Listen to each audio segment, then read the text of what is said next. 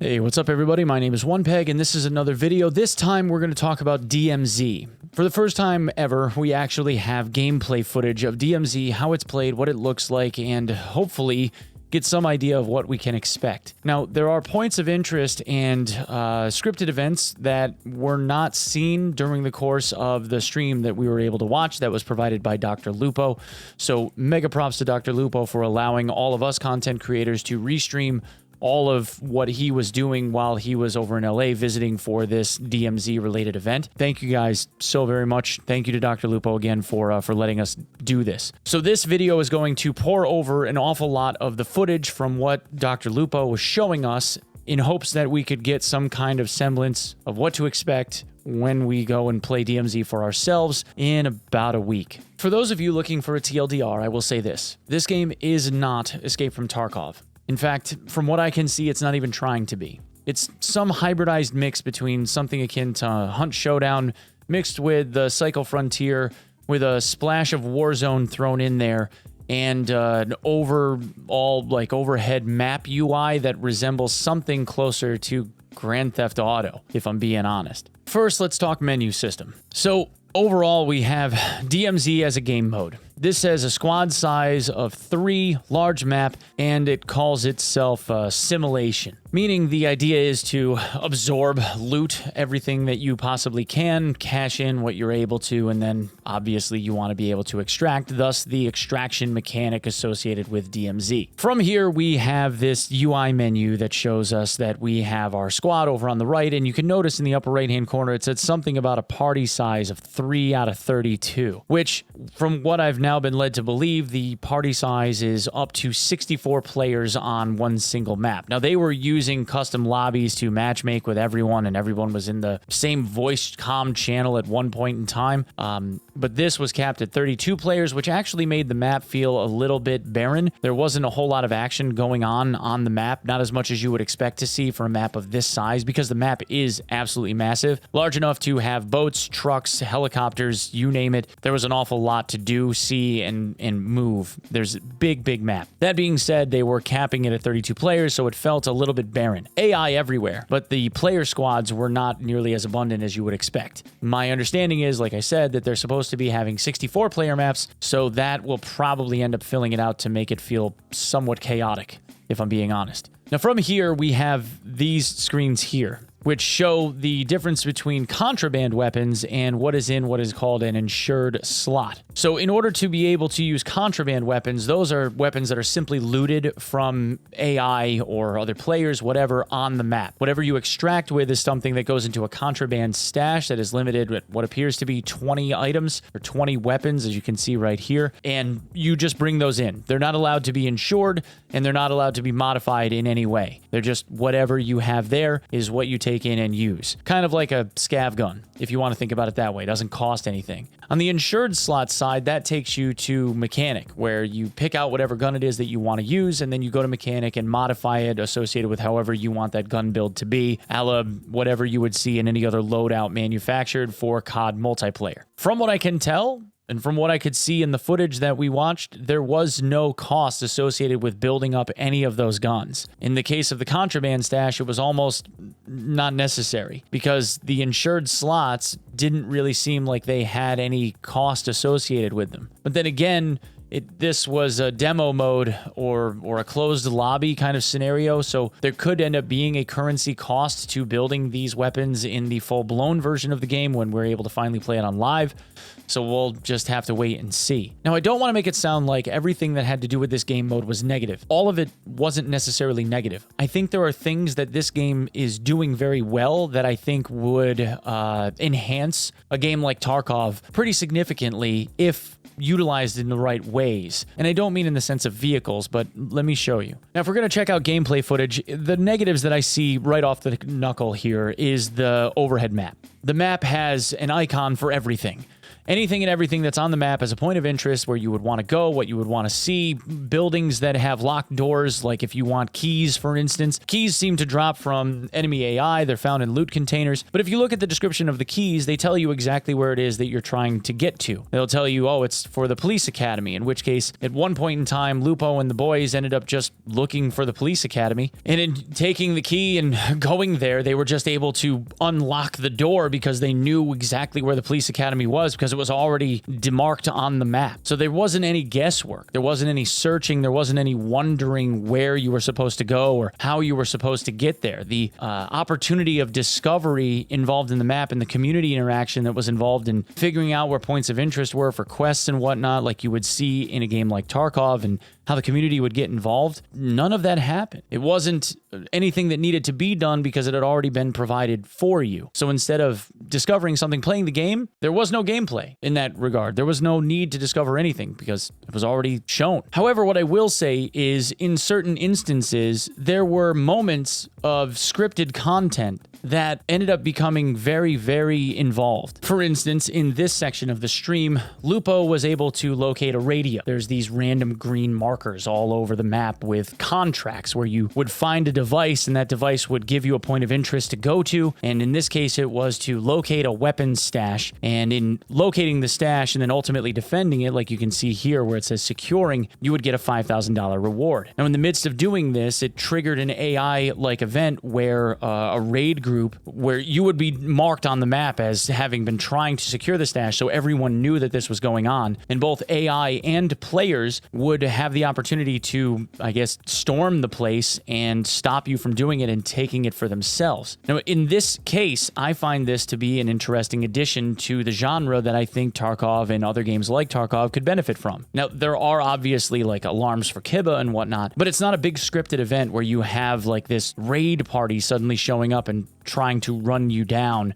unless it's something like Labs where you're opening a garage door. But even then, it really doesn't feel like that. They kind of just spawn and walk in interested because the door's open, the air of curiosity about them. In this, it's more like, hey, this is going on. We need to get in there and try and stop these guys. So it got very chaotic. And I found that to be good, something that I like. Even just watching this, my heart rate went up. You know, I could feel the anxiety associated with this, and that is a good thing. That's what you want. You want that feeling of adrenaline, like, oh crap, we gotta like hold this down, like And there also was a bit of randomness to some extent associated with how the map layout would work. And I don't just mean in the sense of where you spawn, but you can see like there's these irradiated areas, for instance. On the map, there are like anti-radiation measures that you can collect that would allow you to go into that irradiated area, which is something that these guys did not get an opportunity to do. But that just kind of goes to show you how the game mode, when played, seems to provide an awful lot of different opportunity depending on what people have and what they find. And that's honestly what you need. You need an awful lot of variety in order to keep people engaged. Every time that these guys ran a match, there was, I think, 5 matches that they were playing in. Each time that they ran one, they ended up kind of getting drawn to a separate objective or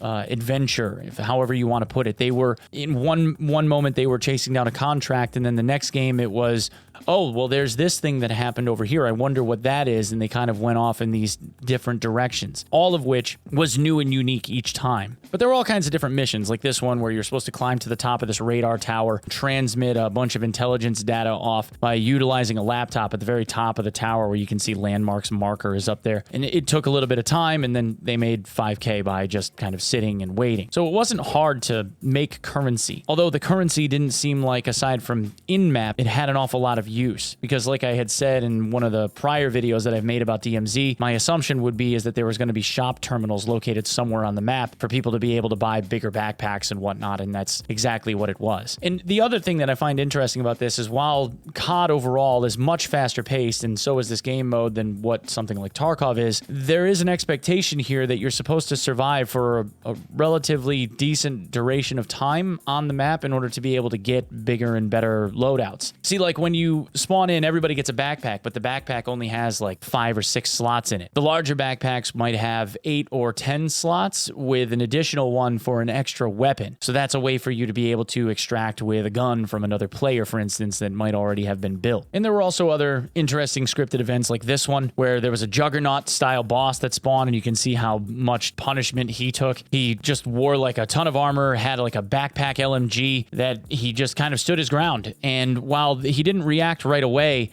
shooting and killing him like through his helmet, he took a huge beating. Eventually, the team got him, even though he had shot a couple of times. He never really did anything. And then there was this legendary weapon case that they had picked up. And the way that the weapons cases worked, from as is my understanding, they weren't something that could be opened inside of the game. You had to be able to extract with them in order to be able to open it up and find out what exactly was in it. I don't know whether or not there are extra weapons that you're able to then use that are better than anything that you can manufacture from Mechanic, but no one really knows because none of these guys got out. They died on every single instance. When I look at stuff like this, the thing that I find to be most interesting is whether or not the person playing the game, in this case Lupo, seems like they're genuinely interested in it or not. I've seen streams where guys like Lupo and other folks will play a game or play a game mode that they're not necessarily interested in, but for the purpose of promotion, they'll kind of push it to the audience just for the sake of doing what the brand would like to see from them. They don't disparage it, but they're not exactly hyped over it either. In this case, for DMZ, they were allotted about a 2-hour block of time, and then they had to switch to Warzone. Lupo was trying his damnedest to sneak in and be able to play just like one more round of DMZ with his boys, just so that he could experience it one more time. That, to me, speaks volumes, because that means that a game like this has its hooks in Lupo a little bit, and I can already tell that he's someone that is digging this game mode and wants to get into it a little bit more. My overall impression of it was it's interesting that they have the inclusion of vehicles. I like that there are helicopters that you can fly, boats that you can drive, and vehicles that you can drive around, armored or otherwise. The time to kill didn't seem overly spongy for players, although the AI seemed like it took an awful lot of punishment. There were places where the AI was significantly more armored than other areas, so the I guess, scav, if you will, AI seemed to get beefier depending on where it was that you ended up. At no point did it seem like these guys had an easy time. It was always some type of issue with them being under fire, trying to coordinate and survive, hold on to their lives, if you want to put it that way. My impression of this is that it's a little bit more fast-paced, arcadey style Tarkov-ish game in the sense of there being an extraction mechanic. I don't believe that there's enough risk associated in the sense of discovery with the map overlays and the UI materials that they already have access to. Seems like it's very easy to be able to understand and get into it. The learning curve is not necessarily nearly as much as what you would expect from a game like Tarkov. But I also find that to be a little bit of a good thing. Now, I know that there's going to be people in the comments that are going to say DMZ looks like garbage and it's never going to be anything that they're interested in. And there's going to be plenty of other people that are going to say that the game mode looks interesting and they can't wait to play it because they believe that Tarkov needs competition. I find validity in both sides of those arguments. For me, it's something that I look at as having potential and having pieces of the game mode that I think could benefit the genre as a whole, like these scripted events where AI are kind of rushing in, kind of keeping the blood pumping. But on the contrary, the flip side of the argument is that I also see that the abundance of information that we're given looks to be a little bit too much. It grates on me a little bit that there is no discovery whatsoever regarding where certain points of interest are. An awful lot of fun that I found to have was discovering where keys went or how the AI operates from they spawn here and there kind of standpoint. There are things in the map that leave question marks though. For instance, there's a train that travels through the map at relatively, I don't know, sporadic intervals. I know that there is something going on with the train that is left to be discovered. It would be interesting to see what that's about, but they aren't telling us about that one either, so at least there's something there. My final thought is that this game is not Tarkov. Is this a Tarkov? It's not trying to be, I don't think. If it were trying to be, it would be a much different gaming experience than what is being provided here. However, as part of the overarching extraction shooter genre, I think that it is more fleshed out and more well thought out as like an arcadey style of extraction shooter than any other extraction shooter that is in this marketplace at the current moment in time. But of course, that's what you get when you have a staff of literal thousands working on a secret project that they've been trying to put together for the last 5 or 6 years. years having bags of money thrown at them to get the job done. When you have a relative unlimited budget and the backing of the production studio behind you to get this thing pushed out in a good way, then that kind of stuff happens. That being said, the game was not without its technical flaws. At this point in time here, where Lupo was trying to get that weapons case out, he was the one holding it, and the game crashed, leaving Landmark to have to try and carry the torch and get that weapons case out, in which case they didn't. He was riding a quad because something went wrong with the truck that they were in, and they got blown up by a 50 cal mounted on the back of a Humvee, piloted by another group of players that wiped them out, who then subsequently got wiped out by another third party. So it can be chaotic. I think this will be put in a place where it's not going to be all pain and suffering like what Tarkov is. And in that pain and suffering, we get some, I guess, bragging rights as members of that community. Instead, I look at it like a softer touch of pain, where, yeah, there might be some ruination of your loadout, but you're not really hurting for money. At least it doesn't seem you are. And it could be good for a suspenseful thriller-esque moment or two as you work your way through some of those contracts. Last but not least, we were shown a third faction. So we have White Lotus, Black Mouse, and now Legion is now a third faction that was added to the game. In order to be able to unlock certain weapon slots for additional insured weapons, you have to work your way through a bunch of those missions in order to be able to unlock some of those extra carrying capacity slots based on whatever faction it is that controls it. Anyway, guys, that's what I have for this video. If you would be so kind as to give me a follow on my socials at OnePegMG on Twitter, at OnePeg on TikTok, where I stream simultaneously every single day on TikTok and twitch.tv/OnePeg, starting at around 7 to 8 a.m. Eastern Standard Time every morning. And as always, if you would be so kind as to sub the channel here, I would very, very much appreciate it. Thank you so much for lending me your eyeballs, and I will see you in the next one.